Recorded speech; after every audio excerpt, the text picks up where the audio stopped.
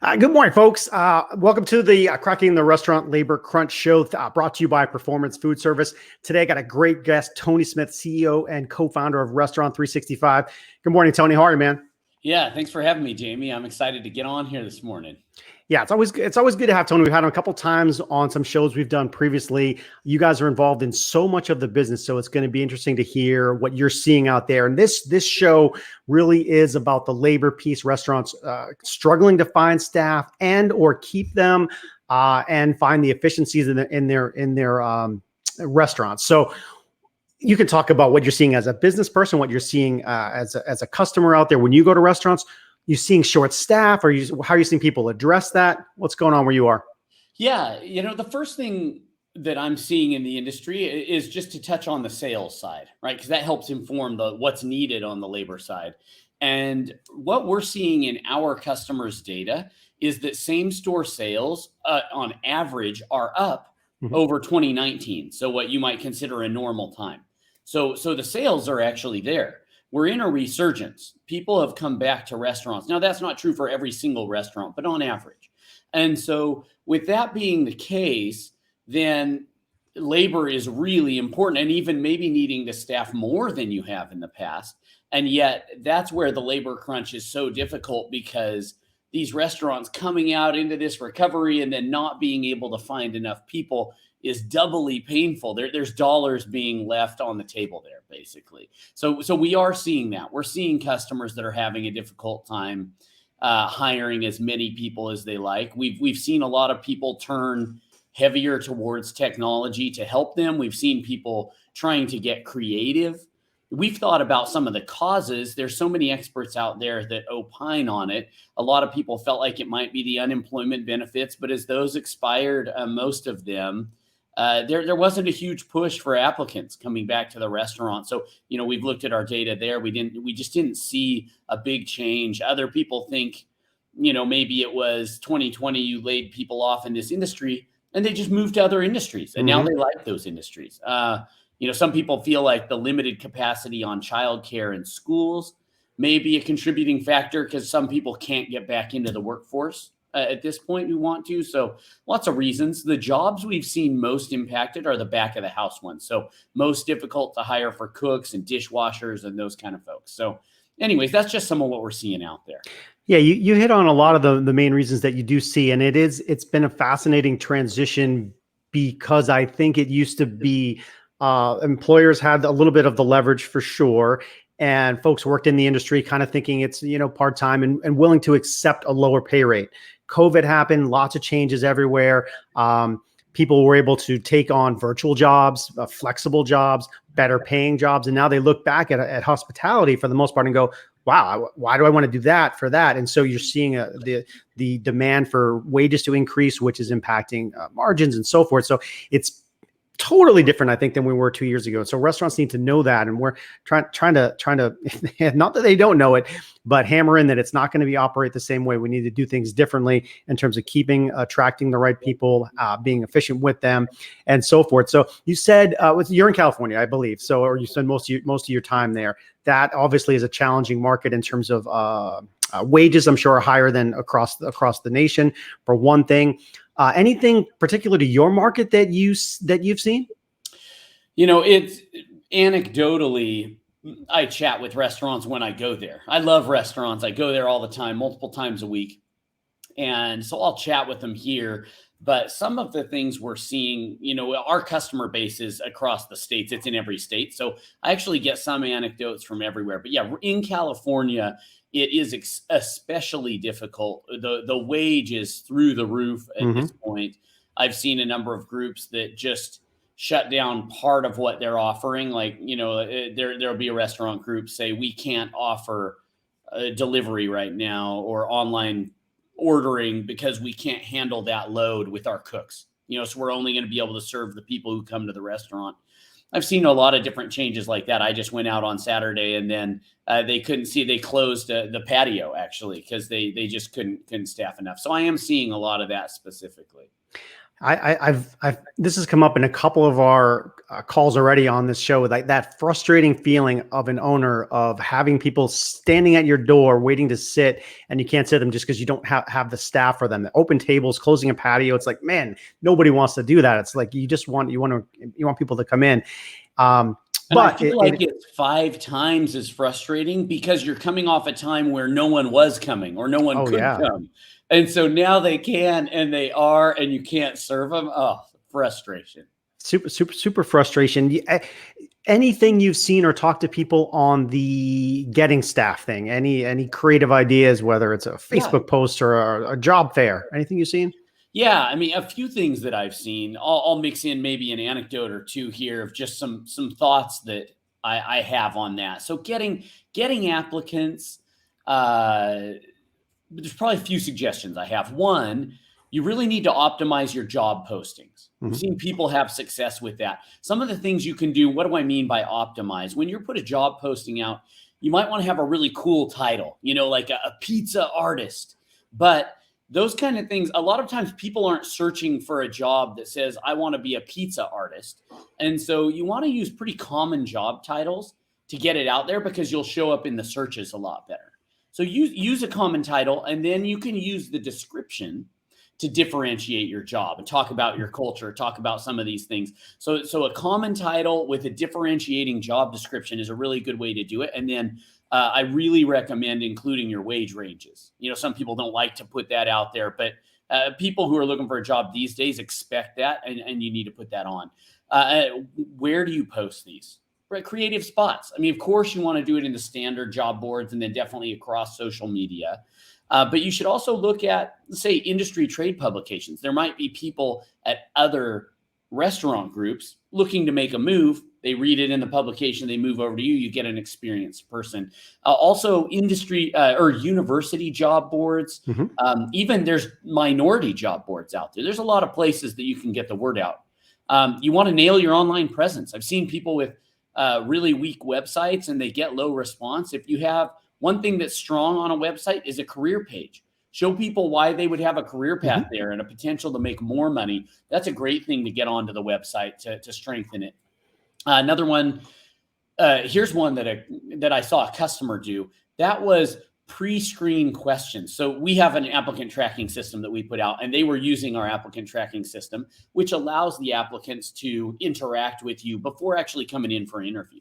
And what they did is they had these pre-screen questions that people had to answer if they were going to come in, because you get a ton of no-shows. There's people who are just kicking tires. Yeah. If you ask a few pre-screen questions and interact with them through this ATS, it saves you a ton of time because you whittle down to the serious candidates who are willing to answer a few questions. Once they do that, I mean, it doesn't take them long, but once they do that, this customer saw 1 in 10 interview candidates not showing up. And before they had done that, they were seeing 5 in 10 interview candidates not show up. And so that was a big help to get serious candidates. Another one I saw along those same lines is a restaurant that put out a 60-second interest survey instead of a traditional application because, hey, you just asked 5 questions to people. People love surveys. They want to answer it. And they got 300 responses, which then generated a lot of interest, where if they had just gone traditional application out of the gate, would have been a lot lower. Offering referral bonus. Sorry, there's like all kinds of things. I'll turn it over to you. Well, I want to follow up right there, and we can come back to the bonus side of it because I think that's important because we're seeing all sorts of things in that range. But when you mentioned that 60-second idea, was that something that takes 60 seconds to do, or was that, hey, make a little answer questions on your phone and show your personality for 60 seconds? What do you think? Yeah, I mean, the survey like that is so easy to create, right? And there's plenty of survey tools out there. And so what they did, they just created one that they were telling people, hey, take this survey. It takes 60 seconds to answer. And it had few answers. So Right. Yeah, because I talked to someone yesterday that, a couple days ago that was using video to create a commercial. I thought that was interesting. Have you seen anybody use video in a smart way? Now, I haven't seen them use video. We've done that in our organization to hire. So I haven't seen it in the restaurant, but I have seen us. And we've asked people, for example, hey, submit a real quick video of yourself And, everyone has a phone. They can record a 30-second video just telling you who they are. And if they're willing to do that, then you get a lot more serious candidates as well. Yeah. It takes another, not, it's very easy to do, right? Because we do have the phone, but it is another commitment level to take that out, shoot it. The person it just ups their ante, right? To the fact that they would do it, they would hit send, they would have some faith in what they do. So I do like that idea. In essence, as another layer to do that. So let's go into, you can do it both from the attraction side and the retain side, bonuses, incentives, anything people are layering, benefits, anything you've seen or you think would be good ideas. Yeah, key things I think on the retention side, because that is as important, right? So many restaurants turn over 100% of their employees during the year, and so offering daily pay or creative pay structures, ways to get people their money faster, really valuable, because the industry is losing a lot of people to being delivery drivers. For example, make your own schedule, drive for Uber, drive for whoever it might be, a food delivery, a package delivery. And so in that industry, it's a lot easier for them to get their money. And so you want to make it easy for people to get paid. Another one is culture. I think you need a strong culture. Like I said before, have a career path on your webpage or have creative things in your job descriptions. All of that is part of your culture. It's funny. I was at an event in, I think it was 2019 or 2018. And someone asked me, give us a prediction for 5 years down the road of something we wouldn't think about restaurants. And I said, they're going to be forced to have a strong culture. They're going to be viewed like a real, business employer who has core values, who drives towards these things. And a lot of people thought of restaurants as just burn and churn these employees. And I said, you know what, we're going to be in a spot where they're going to need to operate in that way, a culture building organization. And it wasn't because of COVID and this specific labor crunch that I was foreseeing. I'm no prophet, but it was something you could just tell was going that way. And so I really believe in that. Maybe just one or two others. Develop people immediately when they come in the door. Yeah. 90% of restaurant managers started as entry-level workers in that organization. And so you should treat every entry-level person that you hire like a future manager. Not just train them in their job, but give them some other training too, so they can see that you're investing in them, and you might create a great manager out of them. And then lastly, offer better benefits, right? That's one that's less expensive than pay, but that can be as impactful or can really be the thing that puts you above someone else in the employee's mind. Yeah, great stuff, Tony. I've been taking down a few notes. I want to go back to a couple of them. I do agree that culture piece is a big missed opportunity, and you don't see a lot of restaurants take advantage of it. Yeah, on your website, have that page that has personality, whether it's through photos, storytelling, or video, that makes you want to be. And someone else, I'm just grabbing someone else's word, but employer of choice, right? You want them to look at you as the place that is hard to work for, not just I can show up and work for, because there's plenty of those jobs out there. So create that culture where you are attracting people all the time. Develop people immediately is really, really good, man. Especially that onboarding process. They don't want to feel like they're a warm body. They want to get feel that extra attention, hopefully from the manager, from the owner. If they get that early on, it really creates a different sense of their belonging, and treating them like a future manager, or telling them a story. Hey, listen, I started like this, or Jim started like this. And that can be a path for you really good. And I know restaurants are hesitant to give benefits. Not hesitant, it's not the right word, but it hasn't been part of the industry. So that change is probably going to be commonplace in perhaps another 3 to 5 years, because it needs to be, and it should be, and so forth. So we talked about that. Let's talk about some of the stuff you guys do as it relates to tech efficiency. You guys are a tech company. That's your strong point, building tools that save time, make more profits. What are you guys doing in your business to help restaurants that might be struggling with all this stuff? Yeah, here's the way I'll put it in the form of some benefits that technology can offer.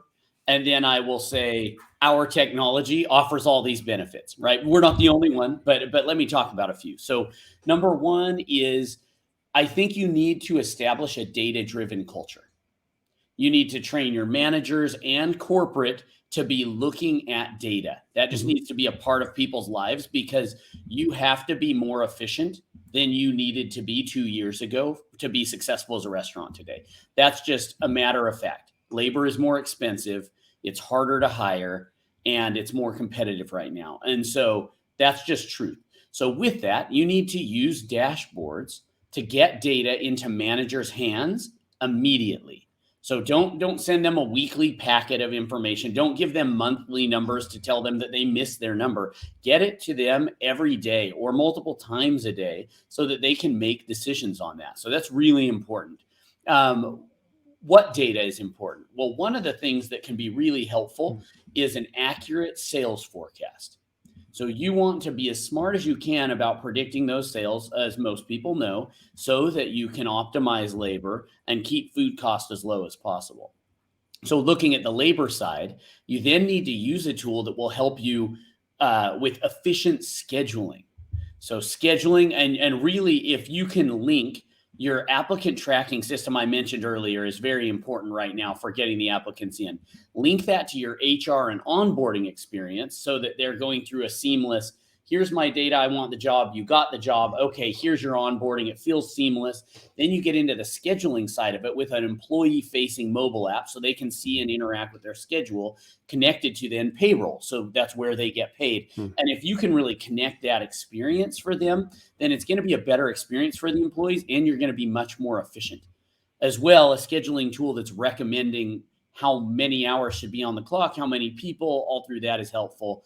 We saw a customer shave 5% off of their labor cost, just implementing these tools that I'm talking about. We've seen many customers save data, but that's one that I was just talking with someone about yesterday in our organization. So yeah, we see that all the time. And then lastly, I would say with that accurate sales forecast, besides labor, you also want then great ordering of ingredients, keeping track of inventory, making that a very regular process. And we've seen many customers shave a number of points off of the food cost as well.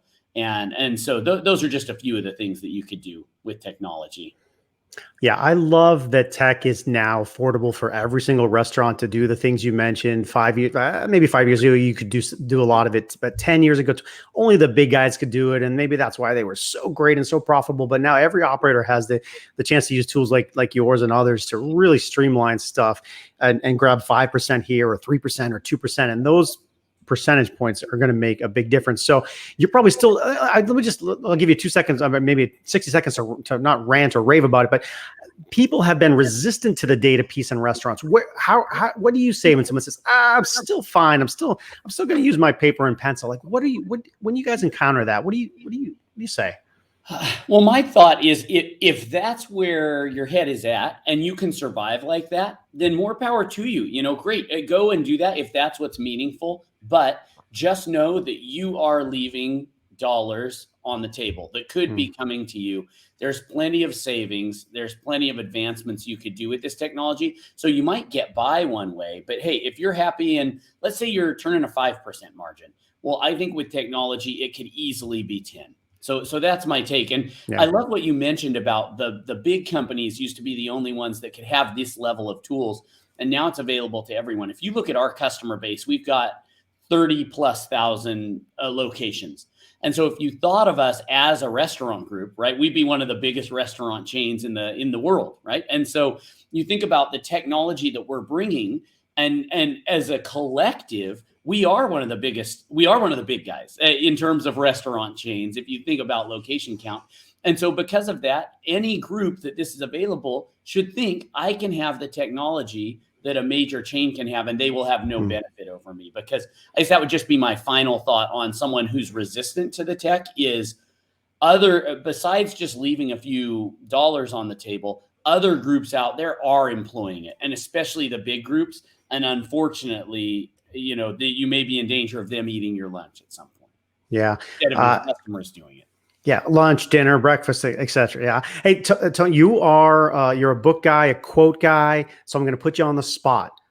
I'll give you a couple seconds to think about a quote that you think might kind of lead to this, whether it's a management, leadership, a people quote, something that maybe they could take to a pre-shift meeting in the near future that you think might be valuable. Oh man, my favorite quote right now. I should show you. I've got it sitting here ready to go up on my wall. Okay, so I'm going to go with that one.